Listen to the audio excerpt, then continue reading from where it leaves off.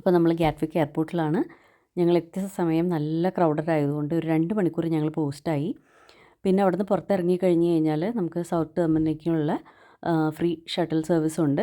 അതിനകത്ത് കയറി കഴിഞ്ഞ് നമ്മൾ ടെർമിനലിൽ എത്തിക്കഴിഞ്ഞ് കഴിഞ്ഞാൽ പിന്നെ അങ്ങോട്ട് നമുക്ക് പോകേണ്ട സ്ഥലത്തേക്കുള്ള ട്രെയിനോ ബസ്സോ അല്ലെങ്കിൽ ക്യാബോ നമുക്ക് സെലക്ട് ചെയ്ത് തീരുമാനിക്കാം.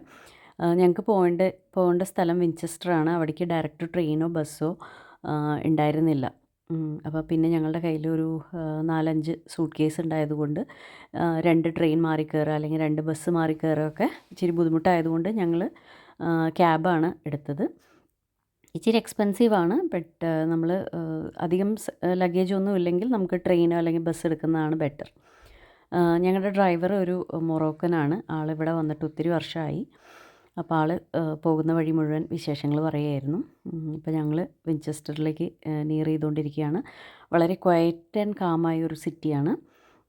ആൾ പറഞ്ഞത് ഇവിടെ UK അപേക്ഷിച്ച് ബാക്കി സിറ്റികളിൽ അപേക്ഷിച്ച് വളരെ ക്വയറ്റ് ആൻഡ് സേഫ് പ്ലേസ് ആണെന്നാണ് പറഞ്ഞത്. അപ്പോൾ ഞങ്ങളിതേ ഞങ്ങളുടെ ഹോട്ടലിൻ്റെ അടുത്തേക്ക് എത്തിക്കൊണ്ടിരിക്കുകയാണ്. ഇതാണ് ഞങ്ങളുടെ ഹോട്ടൽ.